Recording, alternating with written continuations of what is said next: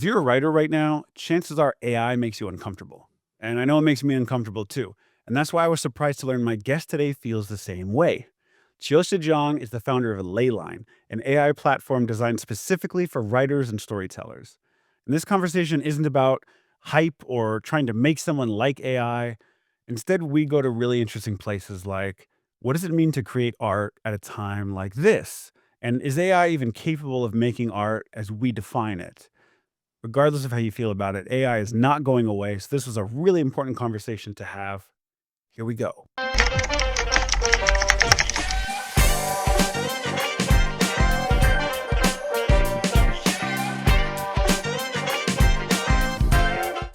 All right, this is the story series, the podcast for writers who break the rules. Qiushi Zhang, welcome. Thank you. Thanks for having me. I'm thrilled that you're here, and you also go by Q, so welcome. And just up top, you are the founder of Leyline Yes. Company. So if you could, just before we get into your background, could you say what Leyline is? Leyline is a full cinematic pipeline for creators to be able to make full AI shows instead of just clips. Yeah, yeah, and we were talking a little bit before this, and I got to see some of the work on the website, which is fascinating. Of course, this topic of AI is everywhere these days, and so I'd love to get into your story because you have an interesting background and a way into it. So, just to connect some dots, where did you grow up? I grew up in Tianjin, China. Yeah, and when you were growing up, did you have creative inclinations? Oh, yeah, yeah, yeah. I always wanted to be a writer since I was 7. You kind of took a different path. Yeah. Was that in college? What did you study? I went to business school. When you were pursuing your finance career, when did you have the inklings of starting an AI company? I didn't because that's when there was not really a talk of AI. Like technology is advancing at a speed nobody anticipated. When I had my finance career, I wanted to write. So I was just kind of writing the stories about my banker life, which got me some traction in LA when I first wanted to start as a writer. Of course, I didn't have the career that you had. Before I could break in, I think COVID happened, so it was, like, 3 years of nothing, and then right after AI happened, and I was kind of like, "This is gonna change everything." Yeah. So, I don't think, the original ladder is gonna be there for me anymore. So, that's when I started a tech company. Yeah, and so, that's interesting, just to touch on that, like, you had a financial career, but you still had that urge to write. You wrote screenplays that brought you to Los Angeles, trying to get them out there, got some traction with them, meetings, COVID happens, and that kind of puts a kind of a halt on everything. Mhm. Yeah, yeah, and so then you started to get you saw this AI coming. Can you describe that moment? It was the moment when I started using Midjourney for the first time, um, and the concept images are coming out.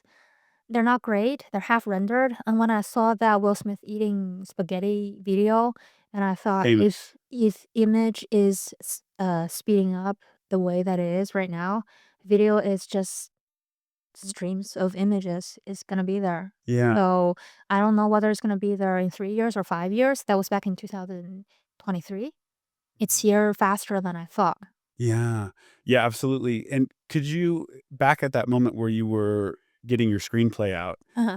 could you talk about just the kinds of meetings that you were having, and what were you learning about just the way Hollywood does things? One of my friends who is a writer put it perfectly. He says that Hollywood is like purgatory. Like you're so close to heaven and people are telling you that it's gonna happen. Like you're just stuck in purgatory. You're never gonna be there. There's so much waiting Yeah. in Hollywood. I Yeah. talk about how you have to stay proactive while you wait. You have to wait on this person, and then over here, you can be doing other things because that's just a part of the process. How are you seeing your kinda career trajectory before COVID happened? Um, so I kind of got lucky with my first script. I got representation of that just because of the topic was so rarely written. It was about female investment bankers. Nobody knows how that works, right? Right. So that was my personal experience. And then I just kept writing during COVID. I wrote about 5 to 6 other scripts, but I wasn't really like getting it out there or anything because the industry was in like shuffling, and then nothing was really moving. And then right after COVID, I saw the cost curve kind of like collapsing. So I'm just like, it's kind of useless to be pitching this around because even if I got the money halfway through production, the cost is going to drop about 90%. But nothing is going to make sense. So yeah, that's what I did. So things were kind of stalling, and you decided to look into starting an AI company. Yeah, it was a little bit drastic, but I mean, like in my own mind, it kind of makes sense. It kind of makes sense. Because if you think about it, if AI could take over most of the production, then it becomes a world where not like studios have to say yes or no to me. It was kind of like, why do I need to other people to say yes or no? Because I could make everything with technology, and I just need a tool to help me do it. And that's the tool I made Right. for myself and for people like me. Like, if you have an idea, you just make a movie. How do you go about putting this tool together? Well, that is a long story. So when we first put together the team, we had at its peak about like 18 engineers. The engineers did that. We had a first iteration, but halfway through the build, technology changed. So we kind of have to redesign the product to fit the new video generation technologies that were Mm. coming out. So this iteration of the product, after about one or two builds, I actually did by myself. Like they call it quote unquote vibe coding, which means you make the software with AI. Yes, So that me, vibe coding I've heard. yes. So me personally, as a zero experienced software development person, I was able to build my software in a month by myself, which would have taken traditionally a development team about 10 people, half a year at least to do. Yeah, and that vibe coding is more and more common in programming these days, right? Yeah, yeah, everybody's starting to use it. Yeah, and so I'm trying to understand just the technology part of it first. So is I'm kind of relating it to what I loosely know about video game technology. Like they have the Unreal Engine that a lot of video games use, or video game developers use as a launching point to creating their game. Is there some similar engine in AI that AI companies use? Like, how do you go about building a video generator like that? Um, so to put it simply, we curate other third-party models, and then we have our own model too that we string together in a video generation pipeline. So instead of having to use GPT, Midjourney, or Nano Banana, and VO3 or Sora 2, and there's about like 10-ish models that people string together. We put them together all into a professional cinematic workflow. Just like what you do in a live production or in CG production, where you have like assets, breakdowns, taggings, iterations, version management, asset management, naming conventions, all that stuff. Mm. So our base product is actually a pipeline, but it's just geared towards the AI workflow instead of the live action workflow. I see. So it is structured around it's for storytellers. Yeah, it's It's for and storytellers. it's a production pipeline. That's kind of how it's built and tailored to be used. Yes, yes. Yes. Do you know the software ShotGrid? Yes, I've heard of. Yeah, so it's similar to ShotGrid, but for AI. Yeah. Yeah. And when did you go public? We launched last week? Last Yeah, week. last week, yes. So we're number 1 on that day on Unit, which is a tech, product launching website. I'm Right. quite happy about it, yeah. That's incredible. So how has the reception been? I think real video creators really loved it because it's solving all the problems that they have been facing just using, bare like, I'll call it bare thread models like BO3 or Sora 2. Because after you play with it a while, you wanna make a real show, then becomes really, really painful. It's like you need a production team to actually manage those like terabytes of assets that you start generating, Right. and that's where our stuff come in. So it comes from it's starting to make AI videos from a toy to the toy. Is Yes. the way to say it. And what is your goal, your ultimate goal with Leyline? What does success look like? Success looks like it is the home for creators. That's as long as you have a story to tell, you can use my tool to tell it and use my platform to distribute it and get your fans to follow you and monetize on your creation. That's what success looks like to me. And so, okay, so I want to touch on that. Can you talk about how you can use your platform to monetize what you're making? So creators who are able to make competent shows can naturally get distribution. Right. Mhm. So with AI, we're also working with legal professionals to try to make the copyright issue legitimate and solvable for AI creators. So once you have a competent show, either you distribute it yourself or you distribute it with our platform. I plan to launch a subscriber model where you can directly connect with your fans and monetize your creation. So if there's a creator on your platform that it does great work, Uh-huh. eventually you'll be able to subscribe to that creator, Yes. and that creator will get money. Leyline will get a cut of that, and Yes. that's a model. Is there a version where people can use your platform to make something and upload it to YouTube? Yes. Yeah, Yes. and is there a version you see in the future where someone can make an AI show and have it stream on a street one of the major streamers? It depends on the major streamers policy, but yes. So we are essentially a tool and a platform purely built for creators. We will continue to be creator owned. So we're there to help your creation. We're not there to own your babies. Okay, so Yeah. the users own what they Yes. create, and you said okay. So that is so interesting. Can you give an example of the type of content that people can create in terms of, um, length of shows or stories? Are they, because there's a lot of talk about vertical now, and then but some people wanna make films. So what can your platform be used for? You can make an entire feature film on my platform. Actually, it's still in secret. It's still, well, we signed, but I can't announce it yet. So we're actually making a feature film on my platform. There's no limits on the length of content you can make. The restriction on length actually comes from the format itself, because AI video is at the point that it can make competent content to be streamed on cell phone or on the iPad. So on these kind of devices, best to make something that's within 3 minutes in length, because people's attention span is a little shorter when they're on their cell phone. Yeah. But those content tend to be a lot more social.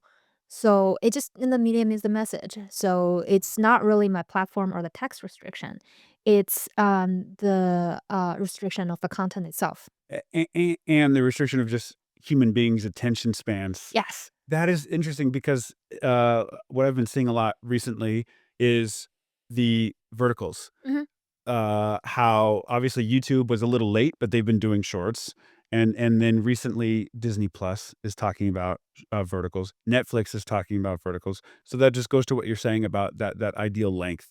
Not everyone is there to create a feature film. Yeah. Yeah. Yeah. But you can. Interesting. You can. Uh, How long would it take someone to create, let's say, a 3-minute video on your platform? It depends on how exacting you are as a creator. So if you don't really care about that final output, you can just keep clicking next, next, next. You get a 3 minute video in 10 minutes on my platform. There's no problem. It looks pretty okay actually. But if you are a really fuzzy creator, I would say, then you will be spending 30 hours trying to optimize it.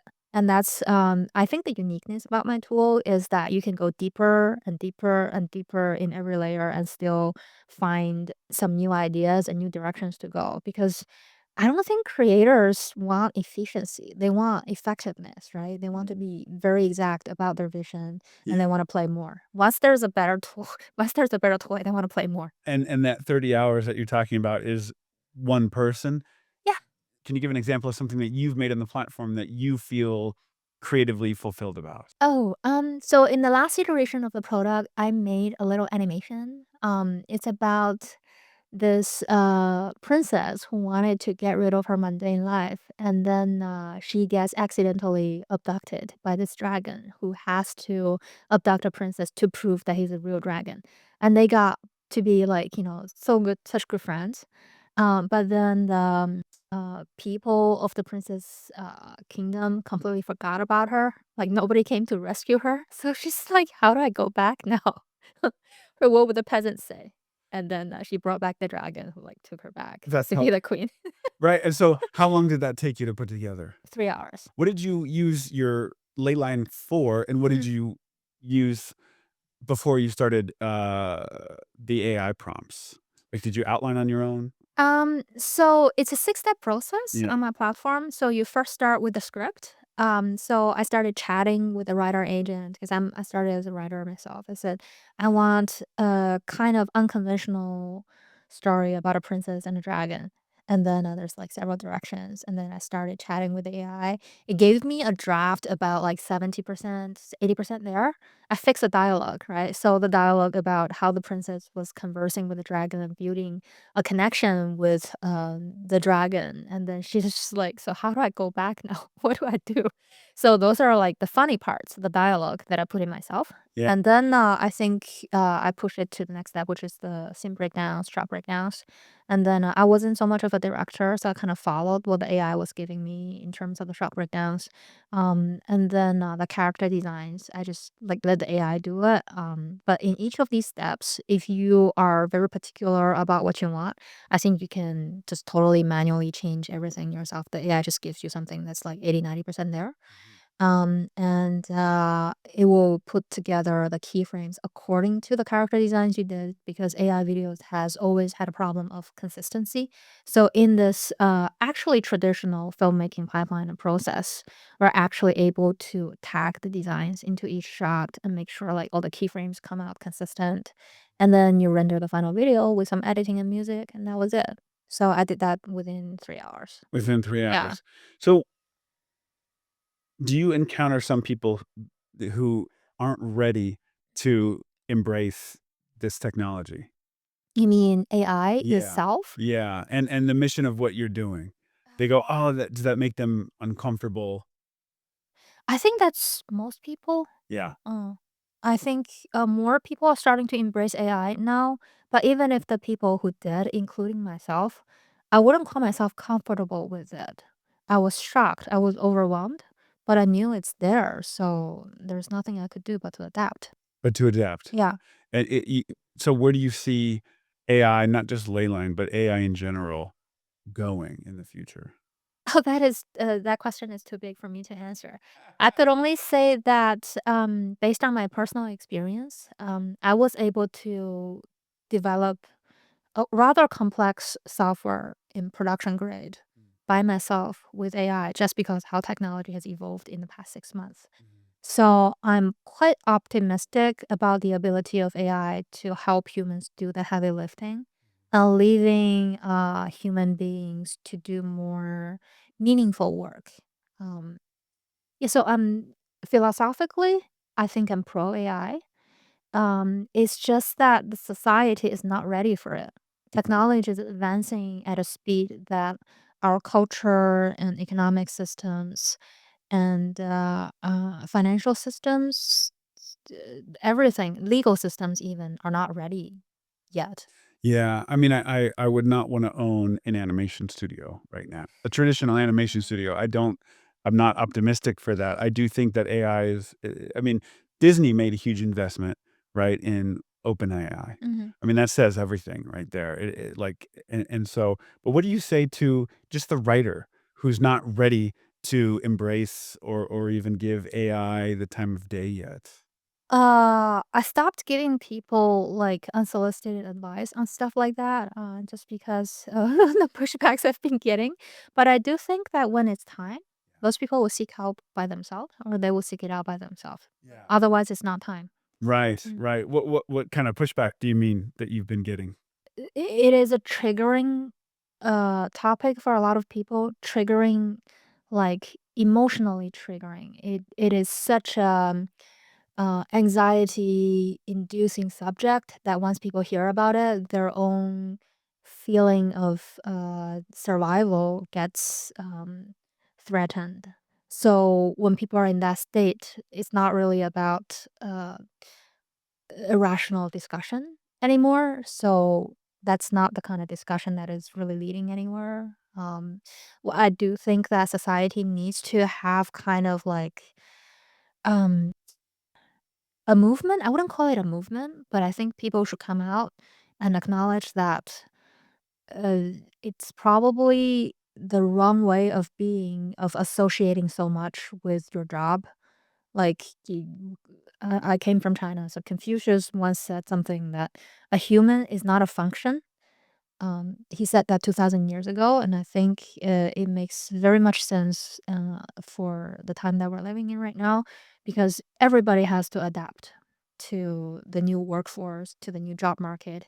If it is still is a thing after a few years, we might be in a society where it's like post work, like AI will just really take over everything.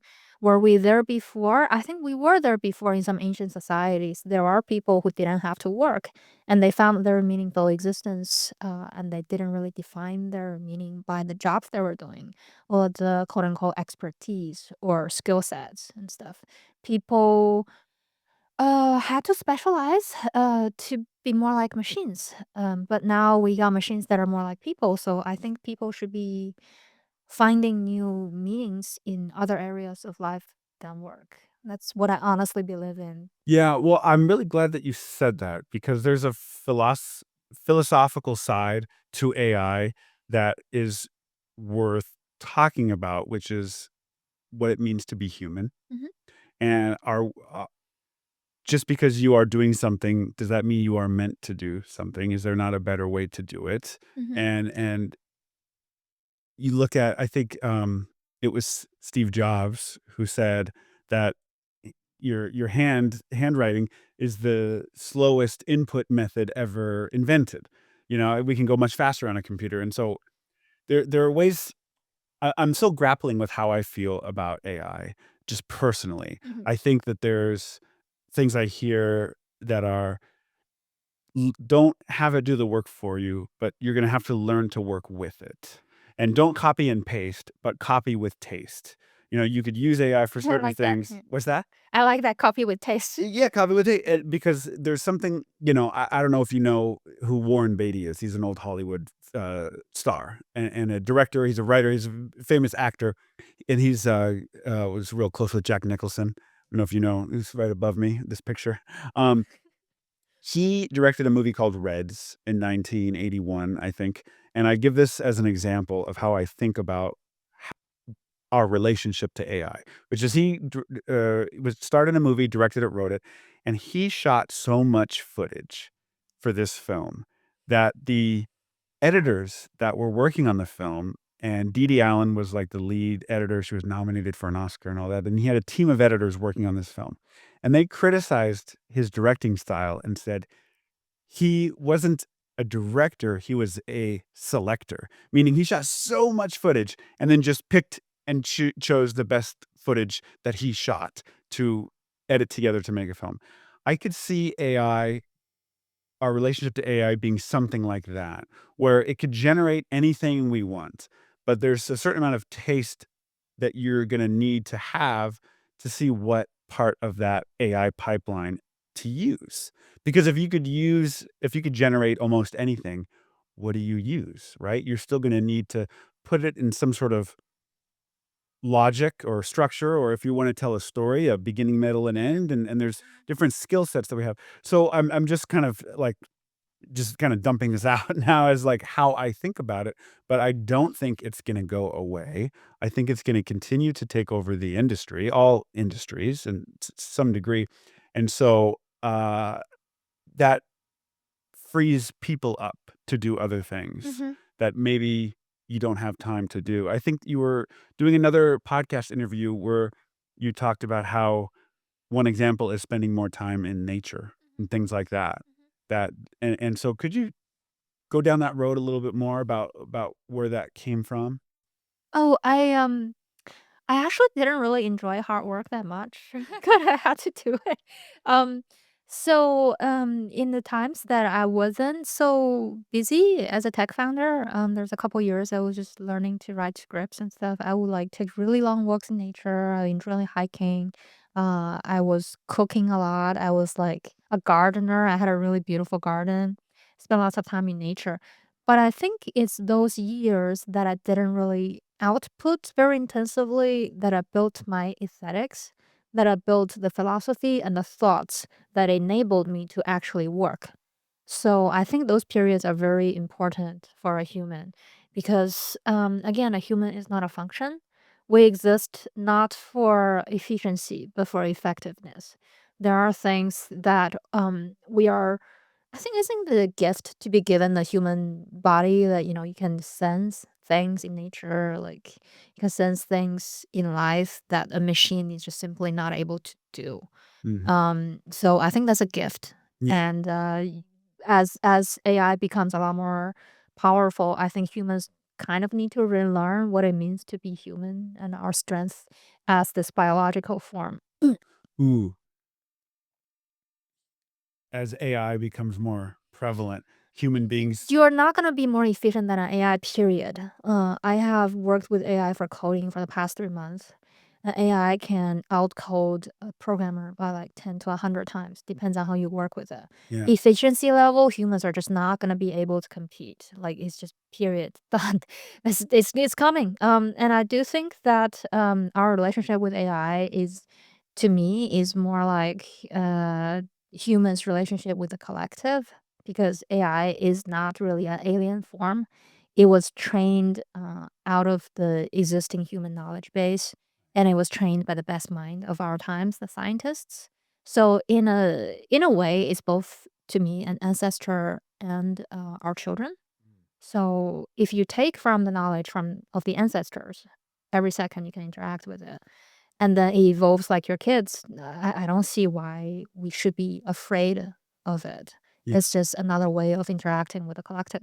Well, yeah, that's interesting because let's say AI is a culmination of everything human beings know, Mhm. all our knowledge. Just on that definition, why wouldn't you want someone to have direct access to that for problem solving? Yeah, exactly. Right? And so, and you get it. There's a lot of criticism. Oh, AI steals, or you could do this and that. But just forget all that for a second. If it's just an all-encompassing human knowledge, uh, uh, you know, machine, then anyone with a keyboard can have access to everything that human beings have learned. Yeah. And so, why why not that? I mean, that seems oh, valid. And there's micro arguments to be made about how it affects specific industries and jobs and things like that. But just at a level of access to knowledge, it seems it seems like a compelling case for it. Um, do you think that AI can make art? How do you define art? I think art is something that evokes an emotion in you. Mhm. So whether it is a film or a painting, something like that, a book, that stirs up some emotion inside someone. Someone makes it, and then someone receives it, and then they feel something. So it's defined by the receptor, not the creator. Okay. Then in that definition, I believe you can say AI can make art. Yeah. But if you say art is something that a human needs to create to express an emotion, then that is not art. It Mm. depends on purely on how you define art Mhm. in this context. There's a documentary, a famous documentary called, Tim's Vermeer, and Vermeer is a painter, and Penn this magician, made a documentary about this painter, about this uh, guy that you've never heard of in Texas, I think it was, who was reproducing famous artwork. Oh, But not that guy. Okay. so exactly that people couldn't tell the difference.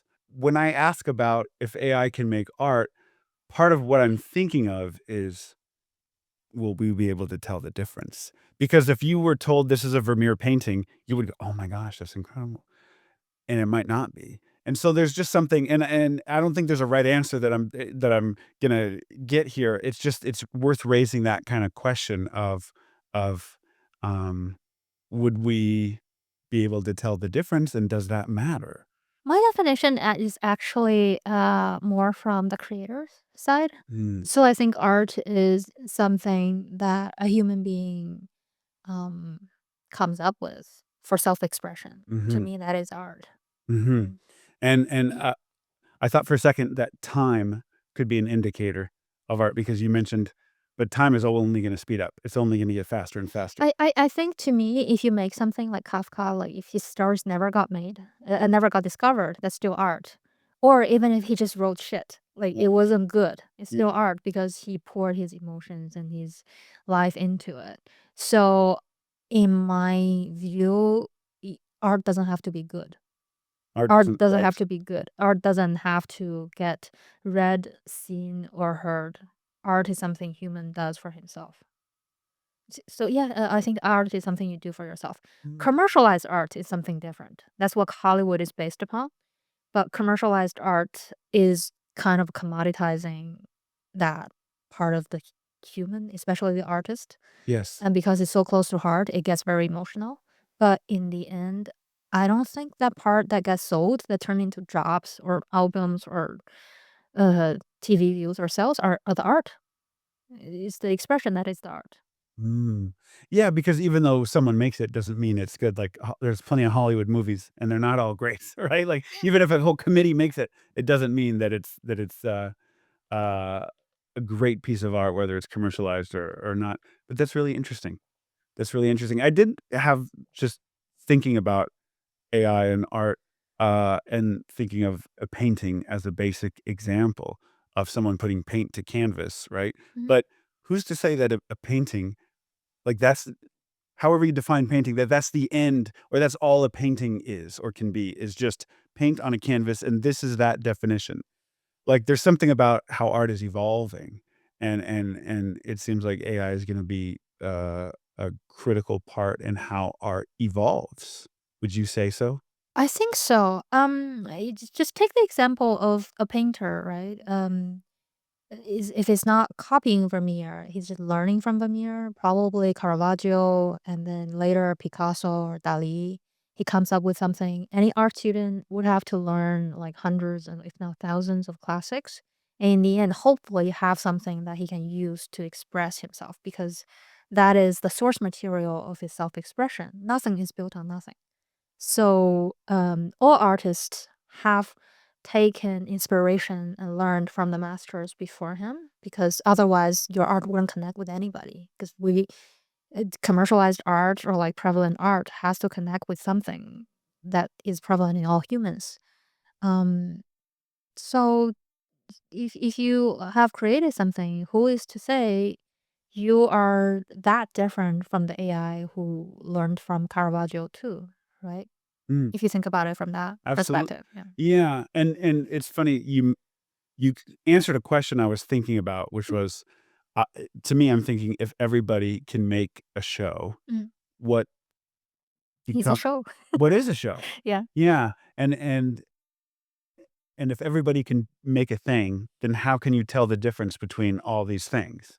And how do you determine will there be an interest or an appetite for someone else's show if we could just make our own? Oh, there will always be interest in someone else's show. Yeah, because not everybody wants to be making a show for self-expression. Some people's self-expression is like cooking, gardening, hiking, programming. I know lots of programmers who express themselves by writing code or doing systems. So yeah, I don't think your worries are gonna be that don't worry. I think the people who are gonna spend 100 hours making a show out of a week are very rare. They're probably all in this town. Right. They're still I rare. I think you're right. Yeah, yeah, and but also you touched on that defining art as self-expression, Uh-huh. where it's not about first, it's not about the other, it's about you just doing that for yourself first. And Yeah, if so I think that is and art. if that feels creatively fulfilling to you, then you're not doing it wrong, because first and foremost, it's about how you feel Mhm. about what you're doing. Yes. I'm curious how you see the medium itself changing with AI. I'm thinking Oh, about, good like question. because that's right now we're talking about not 2D, but computer generated images as a show, a TV show, a clip, a movie. How do you see that evolving? Again, I really believe in Marshall McLuhan, that medium is the message. So with the advent of AI as a creative technology and the recent development in hardware and streaming, I think AI will not trigger, like will enable a new generation of content that we have never seen before. If you have seen all the hit stuff on social media that AI has done, it's kind of like daydreaming. If you have noticed, like this Yetis, and there's like Bible vlogs, and there's like lava cakes, ASMR cutting glass Kind of fruits. periodic table element? Yeah, those kind of stuff. You know it's AI, but you want to watch it anyways because the suspension of disbelief is built into the medium itself, just like when 3D animation came out. So I think the key of creating with AI is not to make it look like anything that is already out there, is to make something that looks completely um, outrageous that nobody has thought of before.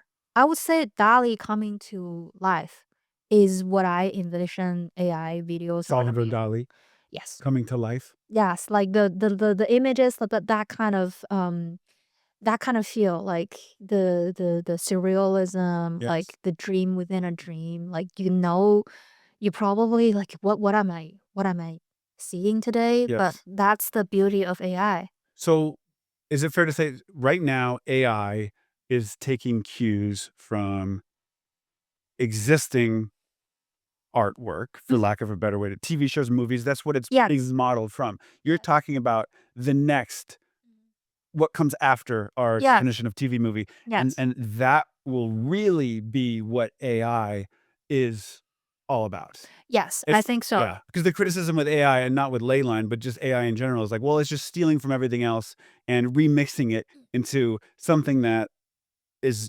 derivative or whatever. And it's like, okay, it almost has to do that in the beginning if it's learning and if it's an emerging technology. Not saying it's right or wrong, but that is its trajectory. But you're talking about you think it'll kind of be fully legitimized when it reaches that point of becoming a new medium. It's advancing a few steps ahead. It's not what we do at the moment, Right. but I do agree with you that could be an interesting future direction. Because if you come back to art being the self-expression, the reason AI feels wrong is because people feel cheated. It's like that you recreate a Vermeer painting, but it's not Vermeer, right? People feel cheated because a Vermeer painting has so much history and emotion tied to it, and it's inauthentic. It's not genuine. It's not genuine. But with AI, if you're just trying to create a 50,000 commercial with 500, yes, that is a great use case that we have today. But the more interesting use case is to use that $500 to create something that the 50,000 shoot can't ever imagine of doing. What is a rule in our industry that you believe is worth breaking? I think it's a LA rule that you gotta keep up the appearances, like saying you're doing this, you're doing that. I think to me that just doesn't make sense. Like, everybody is kind of struggling and things are not going that well. And sometimes and all you want to do is to scream that or just please fucking scream. Sorry, sorry. You can curse. Green light my show, like I don't I don't like that the rule of like having to keep up the experience when you're actually just really struggling. I think it's a hard time and people need to be allowed the self-expression that is really hard. And AI is probably taking over a lot of things and we're scared and we need to admit that. And it's okay to admit that you are afraid Yes. or don't know what's going to Yes, yes, happen. yes, yes. It's just like keeping up appearances. Yeah. Yeah. I think we need to acknowledge that we don't know anything. And times are scary and we just gotta evolve and stick to each other and help each other out. Qiushi, this was such a pleasure to talk to you. And I really appreciate hearing your really interesting journey about going from finance to screenwriting to now founder of this AI company that is aimed at storytellers, which I think is really interesting, regardless of what one's opinion of AI is. It is not going away. And so I appreciate you just sharing what you're doing in that field. So thank you very much. Thanks for having me. It's been a really pleasurable talk. Hey, before you go, thank you for listening. If you want more episodes like this, make sure to hit that follow or subscribe button. And while you're at it, grab my free guide, The Rule Breaker's Guide to Finding Your Creative Voice. It's a brutally honest roadmap I put together, built from the lessons, mistakes, and breakthroughs I've collected along my journey as a writer. You can download it for free at storyseriespodcast.com. See you in the next one.